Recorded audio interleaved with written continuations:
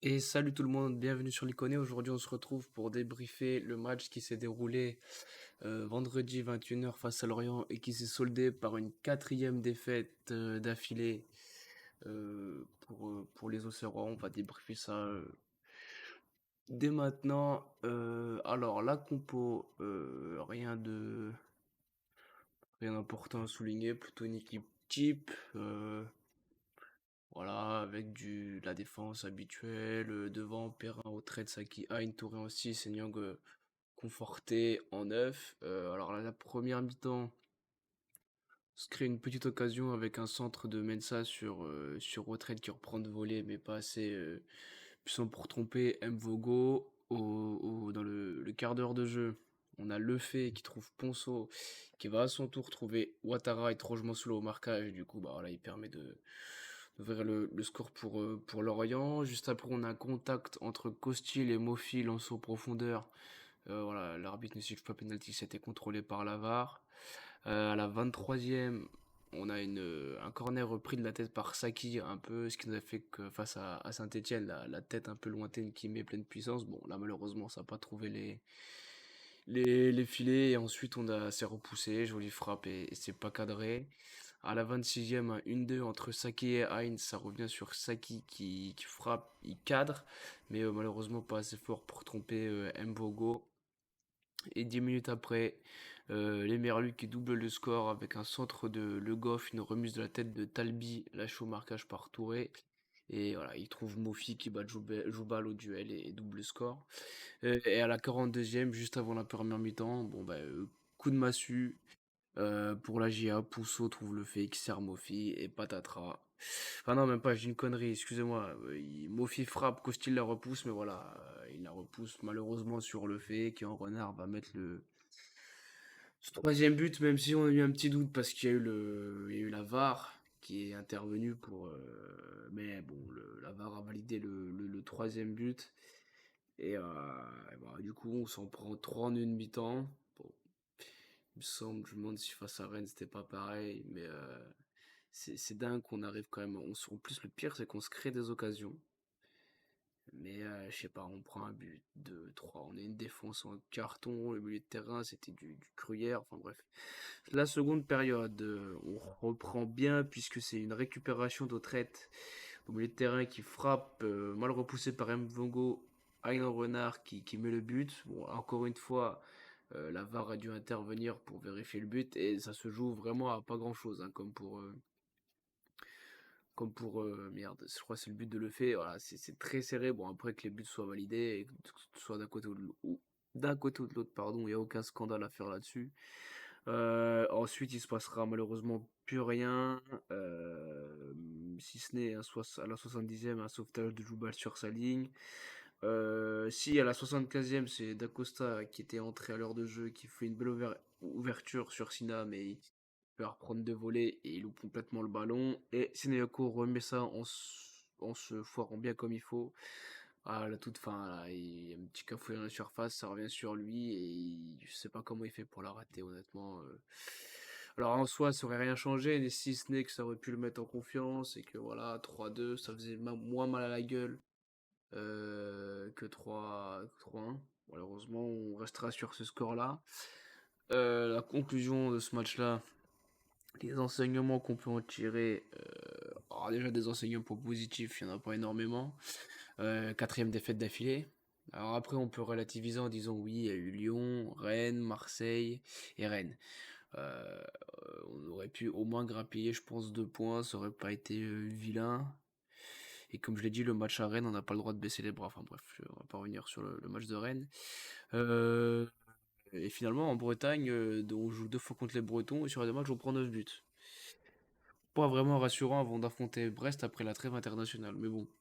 Donc voilà, on manque de finition devant le but. On tire plus que Lorient. C'est ça qui est grave. Ils tirent 12 fois, ils en mettent 3. On tire 17 fois, on en met un et on encadre que 5. Il est là le problème, c'est qu'on n'encadre pas. Au milieu de terrain, on se fait transpercer. Touré, honnêtement, plus ça va, euh, plus je me demande qu'est-ce qui est. Alors, Vous allez peut-être me trouver certainement très dur et vous aurez peut-être raison. Mais Touré, depuis le début de saison, est-ce qu'il a le niveau Ligue 1? Ok, alors après, je pense que c'est le système aussi qui veut ça. Enfin, c'est pas le système qui veut qu'il soit mauvais, ça c'est parce que c'est voilà, c'est lui qui met pas un pied devant l'autre malheureusement. Mais euh, au milieu de terrain, comment on se fait transpercer. Alors j'ai regardé le match en replay là à l'instant, hein, je me suis infligé ce supplice. J'aime me faire, je dois aimer la douleur, je dois aimer me faire mal, c'est pas possible autrement. Mais non, c'était pour avoir bien les images en tête. Et ouais. Au final, bon, c'était pas vraiment une bonne chose à faire, mais oui, au milieu de terrain, on se fait transpercer. C'est bien d'avoir mis voilà, le milieu qu'on avait en Ligue 2, Touré en 6, Autrette et Saki devant.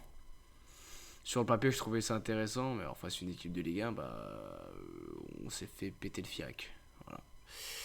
Mais on a pris l'eau de tous les côtés. Physiquement, on n'a pas répondu dedans. Heureusement que Koef fait quelques sauvetages, parce que Djoubal, il a eu beaucoup de temps à rentrer dans son match, même si on peut considérer qu'il joue encore blessé. Mais ouais, donc si après on peut redire un petit mot, voilà. Pourquoi Furlan attend l'heure de jeu pour faire les changements? D'ailleurs, tu perds 3 € à la mi-temps. Bah, si tu perds 3 € à la mi-temps, c'est qu'il y a quelque chose qui va pas et qu'il faut faire les changements de suite, quoi. Mais bon, il les a fait. Par contre, faire rentrer Raveloson et Mcham à la 86e, pour moi, ça n'a aucun intérêt.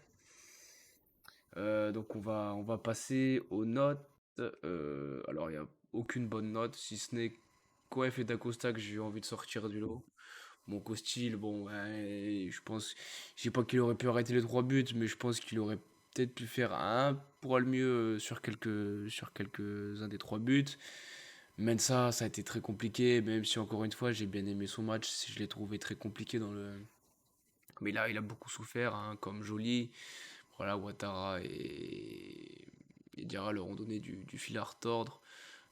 Koef, heureusement qu'il était là parce que Djoubal il a sombré. Je pense que la trêve pour Djoubal arrive au meilleur des moments. Touré, je l'ai trouvé pas bon du tout. Très très très peu à la récup. Il a fait, oui, bien évidemment, il a récupéré quelques ballons. Mais je sais pas, je suis pas emballé par Touré. Perrin, de toute façon, quand on lui met titulaire, c'est souvent que je le trouve décevant, malheureusement. Au traité, ça va. Au traite, bon, j'ai envie de dire, on s'y habitue au fait qu'il soit décevant, même si il est à l'origine du but. Ça, on peut pas lui retirer ça. Saki, je l'ai trouvé moins actif qu'à son habitude. Hein, bon, je l'ai mis j'ai fait qu'il m'a. Pardon, c'est la fatigue. J'ai quand même mis qu'il faisait un match décevant et j'ai changé la note juste avant de lancer le débrief parce que au début j'avais mis match moyen et au final non parce qu'il alors il met le but certes mais ça reste très décevant dans le contenu. Niang il y a un petit peu de mieux mais c'est encore insuffisant. Alors par contre ceux qui l'ont sifflé faudra m'expliquer pour moi parce que je pense qu'au niveau du comportement sur le terrain, sur ce match-là, attention, hein, je dis bien sur ce match-là, bah, il était pas vilain et c'était un des seuls à essayer de faire quelque chose. Après, voilà, les remplaçants, Shineyoko, ça a été un flop total. Il a été pas bon. Il rate tout. D'Acosta, il a tenté quelque chose, plusieurs choses intéressantes. Donc, match moyen, du Gimon décevant, Gamma décevant et Raveloson. Bon, j'ai mis match moyen, j'aurais pu mettre décevant, mais après ça que sur 5 minutes, c'est sévère. Je l'ai mis à Gamma parce que enfin, j'ai son coup franc. Ça, à chaque fois, on entendait le commentateur, oui, Gamma, il peut le tirer direct à Guingamp, il était but de la saison, mes couilles, mes couilles. Ben, en attendant, le Gamma de Guingamp, je sais pas où il est, ou alors il a pas le niveau Ligue 1 parce que frère, c'est coup franc, je sais pas si je l'ai vu tirer un beaucoup de pieds arrêtés depuis qu'il est là. C'est sévère, hein, dans ce que je dis, c'est peut-être très sévère. Mais j'ai du mal. Son début de saison, j'ai énormément de mal avec ça. Après, alors, j'ai pas. Pour le prochain débrief, je mettrai le classement en image. Là, j'ai pas eu le temps de le faire parce que j'étais un petit peu pris par le temps. Mais vous vous doutez que c'est pas la folie folle, hein. On est de mémoire, on est 16e avec 7 points. Donc, forcément, pendant 4 matchs, tu prends pas un point. Voilà. Derrière nous, il y a Reims, Strasbourg, Brest, Ajaccio. On est égalité avec Nantes en nombre de points. Et on est à un point de Angers, Nice et Toulouse. Donc là, sur ces 4 matchs qu'on vient de perdre, je pense. Alors,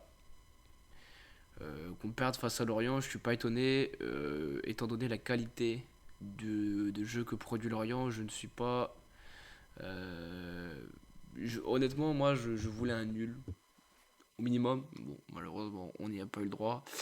Mais non, Lorient, ça joue très très bien et j'espère qu'ils auront le plus loin possible cette saison parce que c'est vrai, ils proposent vraiment un beau football. Et eux, contrairement à nous, devant le but, ils sont cliniques. Enfin, maintenant, on va passer à l'avant-match qui est face à Brest dans 15 jours. Alors, je vous avoue que j'ai eu énormément de mal à faire la compo. Je m'expliquais pourquoi. Parce que là, si on veut, tu mets Raveloson en 6, Autrette et Saki et tu repars sur le même milieu de terrain, sauf Raveloson, Caprilo face à Lorient. Mais je pense qu'il faut passer à vraiment 2 6 8 et pas deux numéro 8 enfin 8 8 et demi 10 et vraiment un seul numéro 10 pour organiser le jeu. Et là-dedans, ça va peut-être vous surprendre étant donné que je tacle quand même pas mal aux traites depuis le début de saison. Mais moi, je le verrais bien à ce poste-là. Vraiment numéro 10. Parce qu'il. Ok, des fois, je suis sévère avec lui. Il a quand même une bonne qualité de balle au pied. Après, on sait que les efforts, c'est pas fait pour lui. C'est pour ça que. En plus, la trêve, je vous dis, elle arrive au meilleur des moments. Parce que là, ouais, on va pouvoir tous se remettre à l'endroit. Se dire ce qu'ils ont à se dire. Laver le linge sale en famille, comme on dit. Et repartir sur de bonnes bases. Et je vous cache pas que le résultat face à Brest, c'est victoire impérative. Il y a pas de. Comme dirait Furlan, là, c'est les équipes de nos championnats, donc c'est contre eux qu'on doit garder des points. Et bah parfait, montre-nous, c'est l'envoi. Donc dans les buts, Costil, la défense, alors je pense pas me tromper, mais il me semble que Janvier sera bon, sera apte pour le match face à Brest. Après, je peux me tromper, donc la défense, ça bouge pas. Moi, je maintiens Nyang en numéro 9 parce que là, il va avoir 15 jours pour bien bosser, bien intégrer, comme dirait Furlan, ses protocoles de jeu. D'Acosta à une sur les côtés, pour moi, ça doit pas bouger. Et je vous dis, c'est au milieu de terrain, vraiment, moi, Touré, je le mettrai sur le banc. Chose que Furlan ne fera pas, parce que c'est notre capitaine cette saison et que Furlan, Furlan le mettra titulaire, ça on le sait. Mais, alors, soit on peut mettre en milieu récupérateur et Touré et Raveloson, mais après, Saki en 10, je sais pas.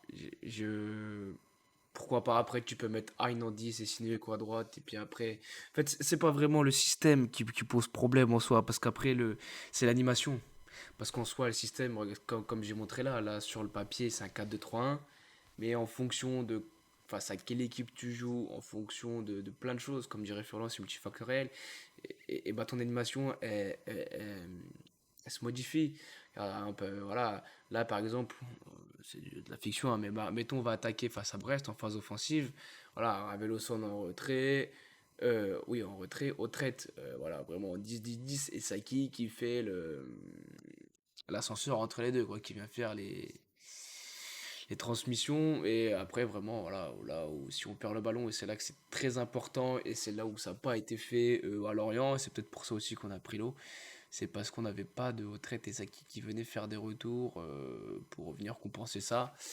Et je me demande si, parce que Raveloson pour moi est quand même plus rapide que Touré, et j'ai bien envie de voir Raveloson vraiment dans le même système, dans ce 4-1-4-1, voir Raveloson à ce poste-là, pour voir si c'est Touré qui n'a pas le niveau, ou alors, bah non, Raveloson n'y arrive pas parce que devant on l'aide pas tant que ça, parce que c'est vrai que Touré, pareil, je suis très dur avec lui, mais je pense qu'il y a beaucoup de frustration qui parlent, mais je peux être gagné par ouais, par le dégoût tout simplement. Mais je pense que voilà, j'aimerais bien le voir au moins ça une fois sur cette saison. Et je me dis qu'en numéro 10, alors bon, c'est vrai que c'est très compliqué pour lui en ce moment, mais Ruiz-A-t-il en numéro 10, je dis que ça peut être pas mal. Après l'heure de jeu, tu fais rentrer un Perrin, Ruiz-A-t-il. Bon, après, Mcham Gama et Touré, je reste pas emballé pour le moment, mais Et ouais, il faudra. Je pense pas que Furlan va changer de système. Parce qu'il va. Je pense qu'il est vraiment attaché à ce protocole et à ce système-là.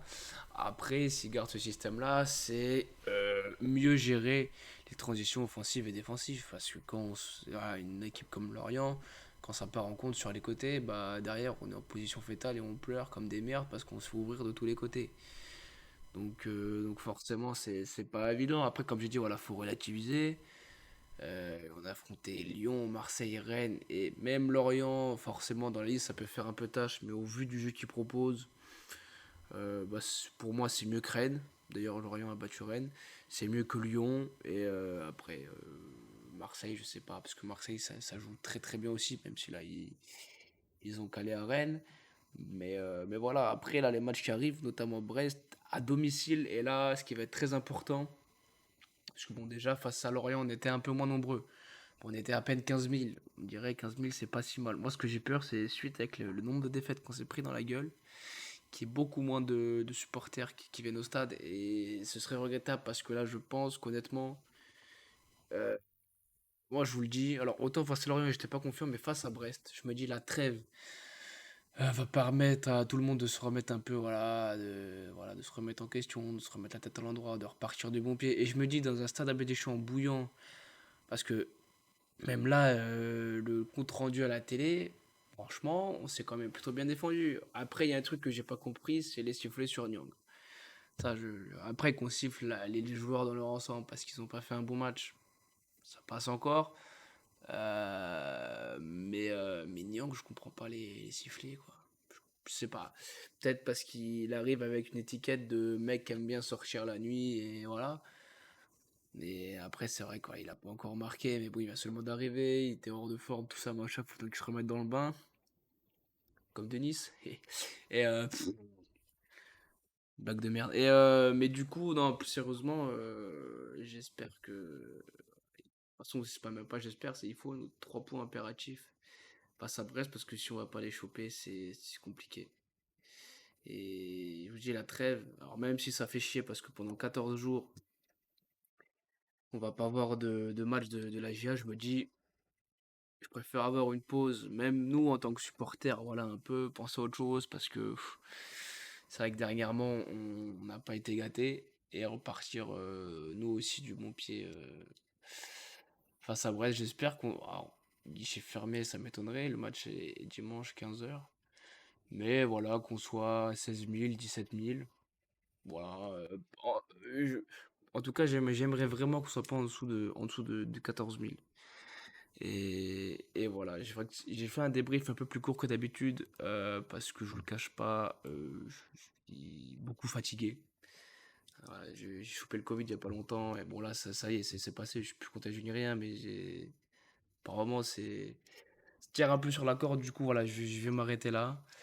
Malheureusement on a encore fait un débrief sous le signe de la défaite et j'en espère que ça changera face à Brest. Allez, sur ce, je vous souhaite à tous une très bonne après-midi et à très bientôt. Ciao.